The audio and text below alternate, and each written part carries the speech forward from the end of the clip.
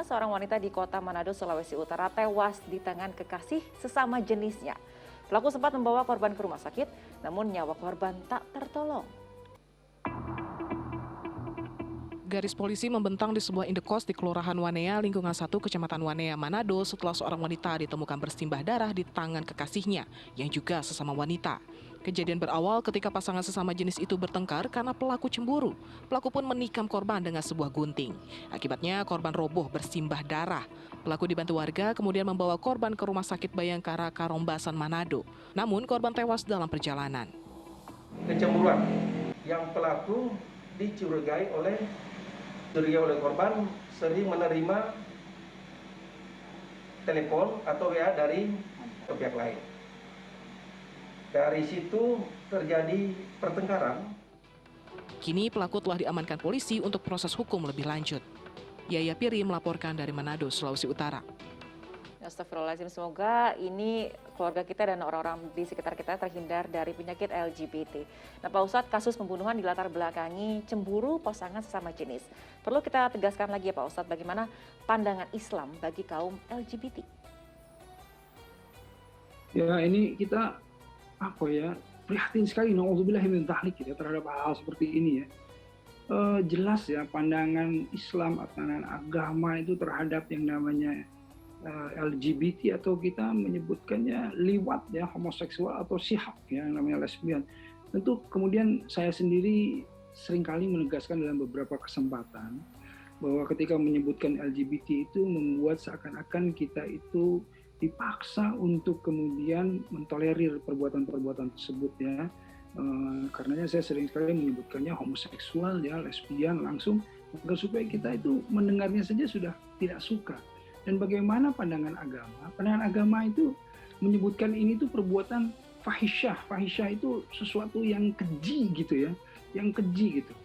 Kalau kita lihat gitu beberapa ayat ya di dalam Al-Quran yang menyebutkan innakum latatunar rijala syahwatam min dunin nisa bal antum qaumun musrifun, kata Allah. Sesungguhnya kamu mendatangi lelaki dan melepaskan nafsumu kepada mereka yang bukan kepada wanita.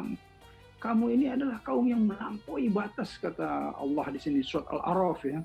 Kemudian di surat yang lain disebutkan walutan atainahu hukmau wa ilmau wa najalnahu minal qaryati allati kanat ta'malul khaba'is innahum kanu qauma sawin fasikin. Itu disebutkan bahwa kepada Lut kami telah berikan hikmah dan ilmu dan telah kami selamatkan dia dari azab yang telah menimpa penduduk kota yang mengerjakan perbuatan-perbuatan yang khaba'is. Khaba'is itu sesuatu yang kotor gitu. Jadi yang namanya Quran itu melabeli ya yang namanya homoseksual, lesbian, liwat, sihak itu dengan perilaku fahisyah dan perilaku khabits ya. Jadi artinya adalah fahisyah itu perbuatan yang keji yang tergolong pada dosa yang sangat besar, dan sebagai perilaku khabits yang perbuatan yang sangat kotor dan hina begitu. Nah, inilah yang ditegaskan dalam Al-Qur'an, yang kita itu bukan hanya dilarang untuk melakukan itu, tapi juga dilarang untuk mendekatinya. Bahkan dalam sunnah Rasulullah SAW ya, dalam hadis itu menyebutkan bahwa jika ada seandainya satu orang di antara kalian ya dalam rumah yang seperti itu, keluarkanlah dari rumah. Nah ini satu tindakan preventif lah, kurang lebih seperti itu.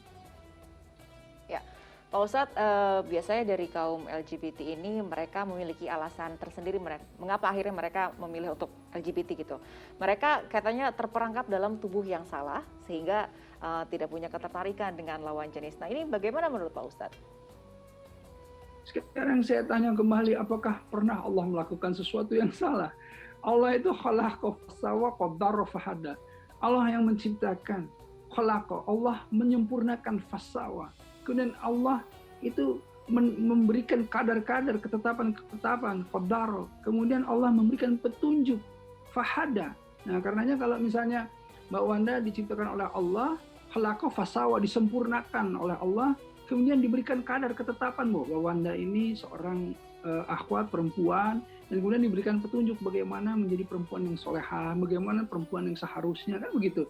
Begitu pula laki-laki, begitu pula semuanya. Allah itu selalu menyempurnakan yang namanya ciptaannya memberikan kadarnya. Apakah misalnya, wah Ustadz itu kan tidak bisa melihat berarti tidak sempurna. Kata siapa? Allah telah menyempurnakan qadarnya. Dia tidak bisa melihat karenanya Allah memberikan petunjuk. Dia tidak akan dihisab dari penglihatannya.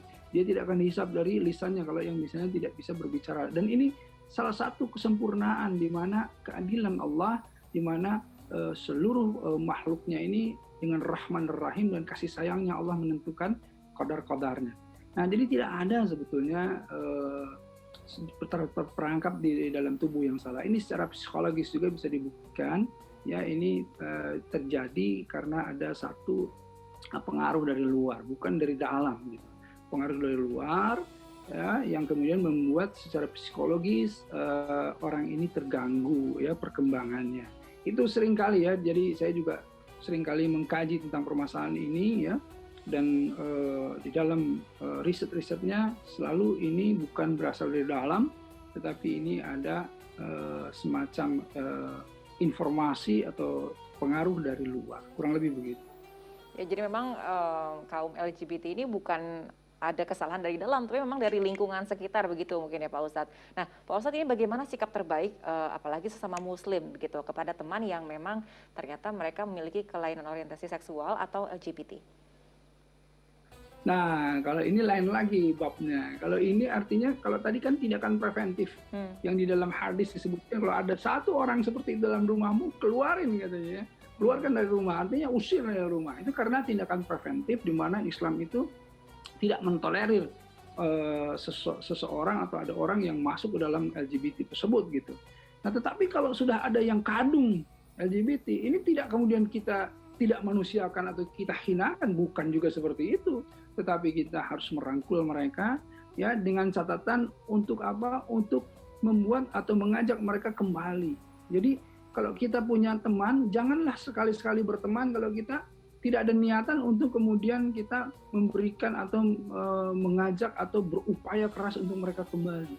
Jadi jauhi kalau kalian ini tidak mampu untuk itu. Karena apa? Karena takutnya ketika kalian tidak punya niat ya untuk kemudian mengajak mereka kembali, jangan-jangan kita yang jadi ikut-ikutan, kan auzubillah min dzalik. Karenanya kalau tidak mampu jauhi dengan cara yang baik tentu ya, bukan kemudian tidak memanusiakannya, bukan kemudian menghinakannya, tidak seperti itu. Ya, jauhi saja, jangan kemudian mendekati itu semuanya karena tidak mampu untuk kemudian melakukan dakwah di situ. Tapi kalau misalnya mampu, dekati dengan sebisa mungkin, dengan berusaha sekuat mungkin untuk bagaimana caranya mengembalikan mereka-mereka ini atau membuat mereka-mereka ini bisa kemudian disadarkan atau kemudian diberikan jalan kepada mereka untuk bertaubat, untuk kembali kepada Allah. Kurang lebih seperti itu. Baik, terima kasih Pak Ustadz atas penjelasannya. Kita ke informasi lainnya.